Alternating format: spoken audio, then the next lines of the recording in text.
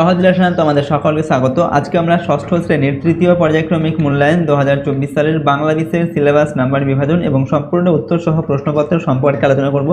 তো চলো এই ভিডিওতে আমরা দেখে নিই ক্লাস 6 এর থার্ড ইউনিট টেস্ট 2024 বেঙ্গলি সাবজেক্টের সিলেবাস, মার্কস, ডিভিশন এবং এই কোশ্চেন পেপারের উত্তরগুলো। প্রথমে দেখো কোন কোন গল্প কবিতা তোমাদের পড়তে হবে ফাইনাল পরীক্ষার জন্য। দেখো গদ্য থেকে হচ্ছে শহীদ যতীন দাস, হাবুর বিপদ, নুনিদা নট আউট, এবং কবিতা থেকে বঙ্গ আমার জননী আমার, মোরা দুই সহোদর ভাই, ধরাতল আর কিশোর বিজ্ঞানী। তো এগুলো ছাড়া তোমাদের যে দ্বিতীয় পর্যায়ক্রমিক মূল্যায়নের যে গল্প কবিতাগুলো ছিল সেগুলো তোমরা কিন্তু পড়ে রাখবে, কারণ সেখান থেকেও কোনো কোনো স্কুলে কিন্তু প্রশ্ন দেওয়া হয়ে থাকে। এরপর দেখো হজ বড়ল তোমাদের যে সহায়ক পাঠ রয়েছে সেখানে 27 থেকে 45 পৃষ্ঠা পর্যন্ত থাকবে। নেক্সট হচ্ছে ব্যাকরণ থেকে ধাতুরূপ, ধাতু বিভক্তি, ক্রিয়া বিভক্তি, ক্রিয়া, শব্দযোগে, বাক্য গঠন। আর প্রথম এবং দ্বিতীয় পর্যায়ক্রমিক মূল্যায়নের যে ব্যাকরণগুলো ছিল সেগুলো তোমরা কিন্তু পড়বে, সেখান থেকেও কিন্তু প্রশ্ন দেওয়া হতে পারে। এরপর নির্মিতি থেকে হচ্ছে অনুচ্ছেদ রচনা, পত্র রচনা, বোধ পরীক্ষণ, সমাচ্চারিত ভিন্নার্থক শব্দ আর হচ্ছে পদান্তর। ঠিক আছে, তো এই হচ্ছে তোমাদের সিলেবাস। এরপর দেখো কি ধরনের প্রশ্ন দেওয়া হবে পরীক্ষায়। তোমাদের 70 নম্বরের পরীক্ষা নেওয়া হয়ে থাকে ফাইনাল পরীক্ষা, এবং 2 ঘন্টা 30 মিনিট সময় দেওয়া থাকবে। প্রথমে দেখো 11টি এমসিকিউ প্রশ্ন দেওয়া থাকবে, এগুলো থেকে তোমাদের সঠিক উত্তর নির্বাচন করতে হবে এবং প্রশ্নের মান হচ্ছে 1 নম্বর করে। গদ্য থেকে সাধারণত 3টি প্রশ্ন দেওয়া থাকবে, কবিতা থেকে থাকবে 3টি আর ব্যাকরণ থেকে থাকবে 5টা। এরপর থাকবে হচ্ছে 13টি এসএকিউ প্রশ্ন, 1 নম্বর মানের প্রশ্ন, এগুলো এক কথায় উত্তর লিখতে হবে। এগুলো তোমাদের গদ্য থেকে থাকবে 3টি, কবিতা থেকে থাকবে 3টি, এবং হজ বড়লা যে সহায়ক পাঠ সেখান থেকে 2টি প্রশ্ন দেওয়া থাকবে এবং ব্যাকরণ থেকে থাকবে 5টা। নেক্সট দেখো তোমাদের গদ্য থেকে 2টি 2 নম্বর মানের প্রশ্নের উত্তর লিখতে হবে 2 2 4 নম্বর, কবিতা থেকেও তাই 2টি লিখতে হবে 2 2 4 নম্বর, এবং সহায়ক পাঠ হজ বড়লা সেখান থেকে একটি 3 নম্বর মানের প্রশ্ন লিখতে হবে 3 নম্বর। এরপর গদ্য থেকে তোমাদের 2টি 5 নম্বর মানের প্রশ্নের উত্তর লিখতে হবে 5 × 10 নম্বর, কবিতা থেকেও 2টি 5 নম্বর মানের প্রশ্ন লিখতে হবে 5 × 10 নম্বর, এবং সহায়ক পাঠ থেকে একটি 5 নম্বর মানের প্রশ্নের উত্তর লিখতে হবে 5 নম্বর। ঠিক আছে, তো তোমাদের দেখো গদ্য থেকে থাকবে টোটাল 20 নম্বর, কবিতা থেকে থাকবে টোটাল 20 নম্বর, সহায়ক পাঠ থেকে থাকবে 10 নম্বর, এবং ব্যাকরণ থেকে থাকবে হচ্ছে 10 নম্বর। ব্যাকরণ থেকে সবই শর্ট প্রশ্ন থাকবে 1 নম্বর মানের, আর 10 থাকবে নির্মিতি থেকে। ঠিক আছে, পত্র রচনা এবং তোমাদের যে প্রবন্ধ রচনা রয়েছে সেখান থেকে। তো এরকমভাবে এই কোশ্চেন প্যাটার্ন তোমাদের কিন্তু প্রশ্ন করা হবে 70 নম্বরের, এবং সময় থাকবে 2 ঘন্টা 30 মিনিট। ওকে, তো চলো এখন আমরা প্রশ্নপত্রের উত্তরগুলো দেখে নিই। তার আগে অবশ্যই তোমরা চ্যানেলটিকে সাবস্ক্রাইব করে রাখবে এবং ভিডিওটিতে অবশ্যই একটি লাইক করবে। ঠিক আছে, আর এই সমস্ত প্রশ্নোত্তর পিডিএফ ফাইলগুলো আমাদের সহজ লেসন অ্যাপের মধ্যে দেওয়া থাকবে, তাহলে তোমরা সেখান থেকে এর পিডিএফগুলো নিতে পারো। তার জন্য অবশ্যই তোমরা কী করবে, সহজ লেসন অ্যাপটিকে ইনস্টল করে নেবে। দেখো প্রথমে কি রয়েছে, 1 নম্বর দেখে সঠিক উত্তরটি বেছে নিয়ে লিখতে বলা হচ্ছে, এবং 11টি প্রশ্নের উত্তর লিখতে হবে, প্রশ্নের মান 1 নম্বর করে দেওয়া আছে। 1 নম্বর থেকে বলা হচ্ছে কিনা উড়কি ধানের মুরকি বইটির রচয়িতা হলেন অন্নদা শঙ্কর রায়, রবীন্দ্রনাথ ঠাকুর, সুকুমার রায়। তো উড়কি ধানের মুরকি এই যে বই, এটা রচয়িতা হচ্ছেন কি অন্নদা শঙ্কর রায়। সন্তান যার তিব্বত চীন ড্যাশ গঠিল উপনিবেশ, এখানে অপশন রয়েছে ভারত, আমেরিকা, রাশিয়া, জাপান। সঠিক উত্তর লিখবে জাপান। 3 নম্বর দাগে ইন্ডিয়ান স্ট্রাগল বইটির রচয়িতা হলেন যতীন দাস, চিত্তরঞ্জন দাস, সুভাষচন্দ্র বসু, শচীন সান্যাল। এখানে সঠিক উত্তর হবে সুভাষচন্দ্র বসু। নেক্সট হচ্ছে 4 নম্বর দাগে বেশ ভালোভাবেই সে টুপকে গেল স্কুলের শেষ পরীক্ষা। সে বলতে এখানে মানব হৃদয়, মানব নরেশ হৃদয় না আকাশ এর কথা বলা হয়েছে। তো সে বলতে এখানে কার কথা বলা হয়েছে, হৃদয় এর কথা বলা হয়েছে। এরপর দেখো চলা ক্রিয়াপদটির ধাতু হলো চল, দেখ, চা না হ। তো চলা এই ক্রিয়াপদটির ধাতু হচ্ছে চল। 6 নম্বর দাগে নিশ্চয়, এটা সন্ধি বিচ্ছেদ কি হবে, নিযোগ চয়, নিযোগ চয়, নিযোগ চয়, নিযোগ চয়। সঠিক উত্তর লিখবে নিযোগ চয়। ঠিক আছে, রসিকার বিসর্গ যোগ চ অন্তস্থ। এরপর হচ্ছে 7 নম্বর দাগে ঘুম থেকে উঠে পড়ো চিহ্নিত ক্রিয়াপদটি হলো সমাপিকা ক্রিয়া।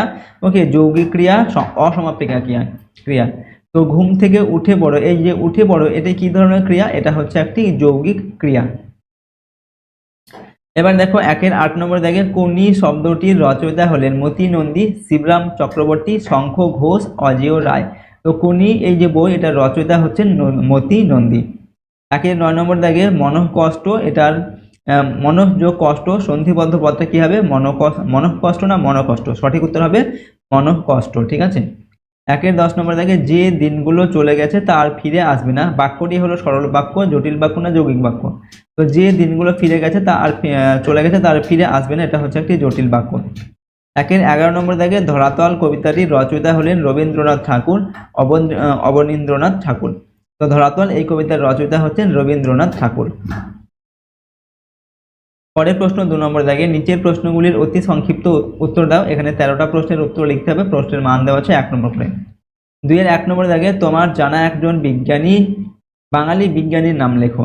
এখানে উত্তর লিখবে জগদীশচন্দ্র বসু। 2 এর 2 নম্বর দাগে সবার মুখ যখন ম্লান তখন ননিদার মুখে কোনো বিকার ছিল না কেন? দেখো উত্তর লিখবে সবার মুখ যখন ম্লান তখন ননিদার মুখে কোনো বিকার ছিল না, কারণ খেলার পরিণতি কি হবে তা ননিদার জানা ছিল। 2 এর 3 নম্বর দাগে লাহোর ষড়যন্ত্র মামলার আসামি হিসাবে যতীন দাস ও তার 15 জন সহযোদ্ধাকে কোথায় বদলি করা হয়? তো লাহোর সেন্ট্রাল জেলে বদলি করা হয়। এরপর দেখো 2 এর 4 নম্বর দাগে ওকে, দ্বিজেন্দ্র গীতি হিসাবে পরিচিত গানগুলির রচয়িতা কে? তো দ্বিজেন্দ্র গীতি হিসাবে পরিচিত গানগুলির রচয়িতা হচ্ছেন দ্বিজেন্দ্রলাল রায়। পরবর্তী প্রশ্ন 2 এর 5 নম্বর দাগে তোমাদের পক্ষে এটা খুব লজ্জার কথা নয় উদ্ধৃতাংশের বক্তাকে? তো উদ্ধৃতাংশের বক্তা হলেন হেডমাস্টার মশাই। 2 এর 6 নম্বর রূপান্তরিত করো, রাতের ট্রেন ধরতে হলে তাড়াতাড়ি করো, নঙার্থক বাক্যে লিখতে হবে এটাকে, ঠিক আছে? তো রাতের ট্রেন ধরতে হলে দেরি করা চলবে না, এরকম করে আমরা নঙার্থক বাক্যে লিখলাম।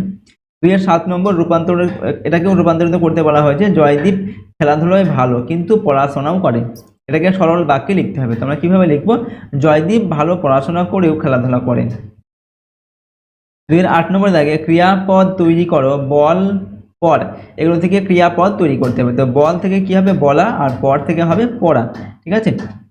নেক্সট প্রশ্ন দেখো 2 এর 9 নম্বর দাগে সন্ধি বিচ্ছেদ করো, পুরস্কার এখানে দেওয়া আছে আশ্চর্য। তো পুরস্কার এটা সন্ধি বিচ্ছেদ করলে হবে পুরো যোগ কার, আর আশ্চর্য হবে আযোগ চর্য, আশ্চর্য। 2 এর 10 এর দাগে দেখো ধরাতল কবিতায় কবি কাদের ভাই বোনের সঙ্গে তুলনা করেছেন? উত্তর লিখবে ধরাতল কবিতায় কবি সুখ দুঃখকে ভাই বোনের সঙ্গে তুলনা করেছেন। পরের প্রশ্ন কুমির হিজিবীজ বীজকে কত পয়সার বিনিময়ে সাক্ষী দিতে বলেছিল? উত্তর দেখো কুমির হিজিবীজ বীজকে 4 আনা পয়সার বিনিময়ে সাক্ষী দিতে বলেছিল। এরপর 2 এর 12 নম্বর দেখা কাকেশ্বর কুচকুচের নিবাস কোথায়? উত্তর হচ্ছে কাকেশ্বর কুচকুচের নিবাস 41 নম্বর গেছো বাজার কাগিয়াপট্টি। 2 এর 13 নম্বর হচ্ছে কে টাকডুমাডুম ডুম বলে স্লেট বাজিয়ে নাচতে লাগলো? দেখো কাক টাকডুমাডুম টাকডুমাডুম বলে স্লেট বাজিয়ে নাচতে লাগলো, ঠিক আছে? স্লেট বাজিয়ে নাচতে লাগলো। এরপর হচ্ছে 3 নম্বরে দেখে নিচের প্রশ্নগুলির সংক্ষিপ্ত উত্তর দাও। 2 করে প্রশ্নের মান দেওয়া আছে, 5টি প্রশ্নের উত্তর লিখতে হবে, 5 দুগুণে 10 নম্বর রয়েছে। 3 এর 1 নম্বরে দেখে কে গো মা, কেন গো মা তোর মলিন বেশ? ওকে, মা বলতে কবি কাকে বুঝিয়েছেন, তার মলিন বেশ কেন? দেখো উত্তরে হচ্ছে বঙ্গ আমার জননী আমার কবিতায় কবি দ্বিজেন্দ্রলাল রায় তার বঙ্গ জন্মভূমি বঙ্গ তথা ভারতবর্ষকে মা বলে বুঝিয়েছেন, ঠিক আছে? তার বেশ মলিন কেন? দেখো উত্তর লিখবো আমরা পরাধীন ভারতবর্ষে ব্রিটিশ শাসনে দেশমাতা লাঞ্ছিত ও অপমানিত, ভারতের মানুষ ইংরেজদের হাতে অত্যাচারিত, মায়ের লাঞ্ছনা ও অপমান কবিও বেদনাবোধ করছেন। ভারত মাতার 30 কোটি সন্তান দেশমাতৃকার শৃঙ্খল মোচন করতে পারেনি, তাই ভারত মাতার মলিন বেশ ও রুক্ষ কেশ। 3 এর 2 নম্বর ধরাতল কবিতায় কবি কল্পনার নৌকা যাত্রায় কি কি দৃশ্য দেখেছেন?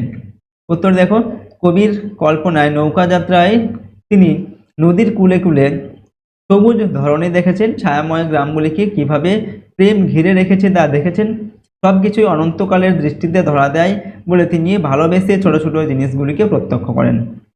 3 এর 3 নম্বর প্রফুল্লর রচনা সুধীর বাবুর কেন পছন্দ হয়নি? তো দেখো দে সরকারের রচনা বই দেখে প্রফুল্ল বাংলাদেশে বর্ষাকাল রচনাটি পুরো নকল করেছিলেন, তাই তার রচনা সুধীর বাবুর পছন্দ হয়নি।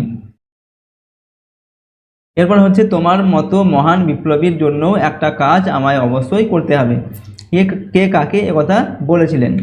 তো বিপ্লবী যতীন্দ্রনাথ দাস বীর ভগৎ সিংহকে একথা বলেছিলেন।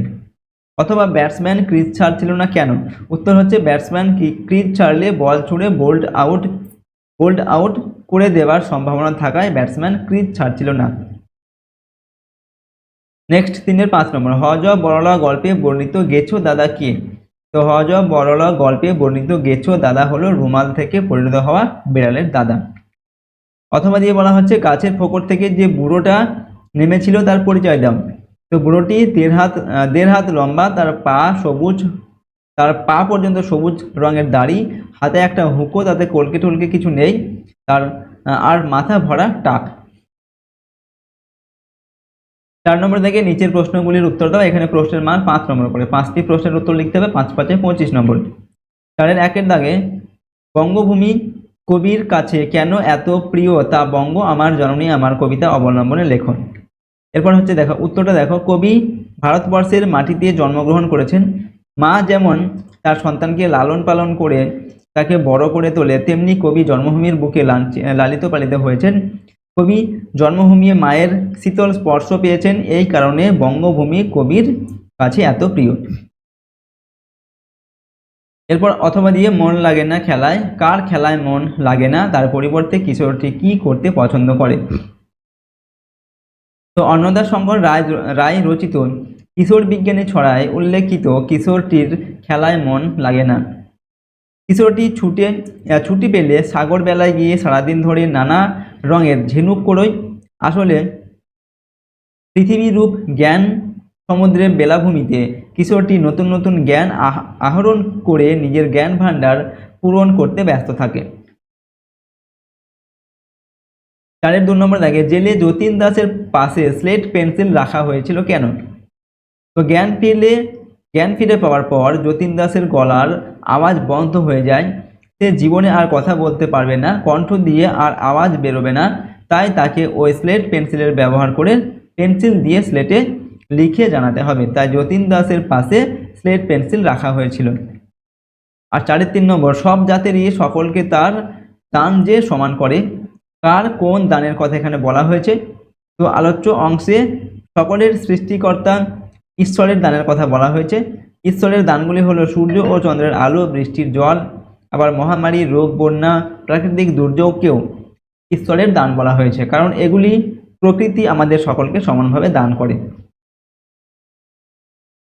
4-এর 4 নম্বর দাগে তবেই রচনার প্রকৃত সাহিত্যিক মূল্য আসবে। সুধীর বাবুর মতে কিভাবে একটি রচনা সাহিত্যিক মূল্যে অনন্য হয়ে ওঠে। তো সুধীর বাবুর মতে যে কোনো রচনা মৌলিক রচনায় পুষ্ট হওয়া দরকার, কেবলমাত্র রচনা বইয়ের উপর নির্ভর করে লিখলে তার মৌলিকত্ব থাকে না। নিজস্ব ভাব, ভাষা ও অভিজ্ঞতার বর্ণনা থাকলে তবে রচনায় সাহিত্য মূল্য আসে এবং তা অনন্য হয়ে ওঠে। 4-এর 5 নম্বর উধো আর বুধোর কীর্তিকলাপ নিজের ভাষায় লেখন। দেখো উদো আর বুধো হলো 2 ভাই, আর তারা দেখতেও হুবহু এক।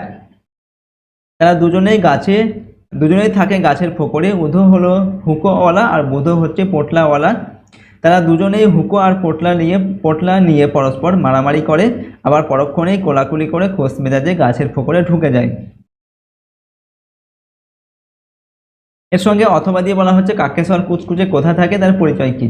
তো শ্রী কাকেশ্বর কুচকুচে থাকে 41 নম্বর গেছো বাজার, কাগিয়াপটিতে। শ্রী কাকেশ্বর কুচকুচে একজন জ্যোতিষী। তিনি হিসাবি, বেহিসাবি, খুচরা ও পাইকারি সকল প্রকার গণনার কার্য বৈজ্ঞানিক প্রক্রিয়ায় সম্পন্ন করে থাকেন। ওকে, এরপর দেখো 5 নম্বর থেকে বলা হচ্ছে পত্র রচনা করো। ভ্রমণের অভিজ্ঞতা জানিয়ে তোমার বন্ধুকে একখানি পত্র লেখো, অথবা পুজোর ছুটি তুমি কিভাবে কাটালে তা জানিয়ে বন্ধুর কাছে চিঠি লেখো। ঠিক আছে, প্রশ্নের মান 5 নম্বর দেওয়া আছে। তো হয় ভ্রমণের অভিজ্ঞতা জানিয়ে বন্ধুকে চিঠি লিখতে হবে, নয়তো পুজোর ছুটি তুমি কিভাবে কাটিয়েছো সেটা জানিয়ে তোমার বন্ধুকে চিঠি লিখতে হবে। ঠিক আছে, তো তোমার নিজের বক্তব্য সেভাবে লিখবে। দেখো আমরা এখানে পুজোর ছুটি কিভাবে কাটিয়েছি সেই সম্পর্কে একটা চিঠি তোমাদের লিখে এখানে দেখিয়ে দিচ্ছি। দেখো প্রথমে কি করবে, নিজের নামটা এখানটায় লিখবে। ঠিক আছে, তারপর হচ্ছে নিজের ঠিকানা এবং তারিখটা লিখবে। এরপর দেখো বাঁ দিকে প্রিয় বন্ধু, নিজের বন্ধুর নামটা তারপর লিখবে, শুধুমাত্র নামটা লিখবে, এখানে কোনো সারনেম দেওয়ার দরকার নেই। এরপর হচ্ছে দেখো প্রথমে আমরা লিখছি পত্রের শুরুতেই তোমার জন্য রইল আমার বুক ভরা ভালোবাসা এবং তোমার পরিবারের প্রতি রইল আমার সশ্রদ্ধ প্রণাম। আজকে এই চিঠিতে আমি এবছর পুজো কিভাবে কাটালাম সে বিষয়ে তোমাকে জানাবো। এই বছর আমি আমার পরিবার এবং বন্ধুদের সাথে আমার পুজোর ছুটি উদযাপন করেছি। সপ্তমীতে আমি আমার সমস্ত বন্ধুদের সাথে শহরের প্রতিটি পূজা প্যান্ডেল পরিদর্শন করেছি। অষ্টমী ও নবমীতে আমি আমার পরিবারের সাথে আমাদের গ্রামের প্রতিটি পূজা প্যান্ডেল পরিদর্শন করেছি। অবশেষে দশমীর দিন আমরা সবাই বিজয়ের আনন্দে মুখরিত হয়েছিলাম। তুমি কিভাবে তোমার পুজোর ছুটি উদযাপন করেছো অবশ্যই জানাবে। এভাবে আমরা সংক্ষেপে এই চিঠিটা লিখলাম। ঠিক আছে, এরপর দেখো কি লিখবে, ইতি তোমার বন্ধু লিখে নিজের নামটা এখানটায় লিখবে এবং বাঁ দিকে নিজের বন্ধুর পুরো নাম, পুরো ঠিকানা এবং এখানটায় পুরো ঠিকানা লিখবে এবং এখানে তারিখ লিখবে। ঠিক আছে, এইভাবে তোমরা পত্রটিকে লিখবে। এবার দেখো নম্বর দেখে যে কোনো একটি বিষয় অবলম্বনে প্রবন্ধ রচনা করতে বলা হচ্ছে, প্রশ্নের মান দেওয়া আছে 6 নম্বর। কয়ের দেখা দেওয়া আছে খেলাধুলার উপকারিতা, এরপর হচ্ছে তোমার প্রিয় ঋতু। ঠিক আছে, নেক্সট হচ্ছে বিজ্ঞানের দান, আর দেওয়া আছে জগদীশচন্দ্র বসু। যে কোনো একটি বিষয় একটি তোমাদের রচনা লিখতে হবে। ঠিক আছে, তো সব রচনাগুলো তোমরা কিন্তু ভালোভাবে প্র্যাকটিস করবে। এখানে আমরা দেখো জগদীশচন্দ্র বসু সম্পর্কে একটা রচনা তোমাদের লিখে দেখাচ্ছি। 30 নভেম্বর 1858 সালে বাংলাদেশের অন্তর্গত ময়মনসিংহ গ্রামে জন্মগ্রহণ করেন। জগদীশচন্দ্র বসুর বাবার নাম ভগবান চন্দ্র বসু এবং মাতার নাম ছিল বামা সুন্দরী দেবী। জগদীশচন্দ্র বসুকে ময়মনসিংহ জিলা স্কুলে ভর্তি করিয়ে দেন। ঠিক আছে, ময়মনসিংহ জিলা স্কুল থেকে জগদীশচন্দ্র বসুর শিক্ষা জীবন শুরু হয়। 1848 খ্রিস্টাব্দে তিনি লন্ডন বিশ্ববিদ্যালয় থেকে বিএসসি পাঠ সম্পন্ন করে দেশে ফিরে আসেন। লন্ডন থেকে দেশে আসার পর 1885 খ্রিস্টাব্দে জর্জ রবিনসন এর অনুরোধে প্রেসিডেন্সি কলেজে পদার্থবিদ্যার অধ্যাপক হিসাবে নিযুক্ত হন। 1887 সালে 29 বছর বয়সে জগদীশচন্দ্র বসু অবলা বসুর সঙ্গে বিবাহ বন্ধনে আবদ্ধ হন। 1896 সালের মে মাসে তাকে লন্ডন বিশ্ববিদ্যালয় পিএইচডি ডিগ্রি প্রদান করে। বিশ্ববিখ্যাত বিজ্ঞানী আচার্য জগদীশচন্দ্র বসু 23 নভেম্বর 1937 সালে 78 বছর বয়সে ভারতের ঝাড়খণ্ড রাজ্যের গিরিডিতে মৃত্যুবরণ করেন। ঠিক আছে, এইভাবে আমরা এই রচনাটিকে লিখলাম। তো দেখো আজকের এই ভিডিওতে আমরা তোমাদের ক্লাস 6 এর 3rd ইউনিট টেস্ট অর্থাৎ ফাইনাল পরীক্ষার বাংলা বিষয়ের সিলেবাস, নাম্বার বিভাজন এবং একটি প্রশ্নপত্রের সম্পূর্ণ উত্তর আমরা এখানে আলোচনা করলাম। প্রশ্নোত্তরগুলো তোমরা ভালোভাবে মুখস্থ করবে এবং প্র্যাকটিস করবে। ওকে, খুবই গুরুত্বপূর্ণ তোমাদের ফাইনাল পরীক্ষার জন্য। ওকে, আর যদি এই চ্যানেলে নতুন হয়ে থাকে চ্যানেলটিকে অবশ্যই সাবস্ক্রাইব করে রাখবে এবং ভিডিওটিতে অবশ্যই একটি লাইক করবে। আর এই সমস্ত প্রশ্নোত্তরের পিডিএফ ফাইলগুলো কিন্তু আমাদের সহজ লেসন অ্যাপের মধ্যে দেওয়া থাকবে, চাইলে তোমরা সেখান থেকে এর পিডিএফগুলো নিতে পারো। তো চলো আজকের এই ভিডিওটিকে আমরা এখানে শেষ করছি। সম্পূর্ণ ভিডিওটি দেখার জন্য অসংখ্য ধন্যবাদ।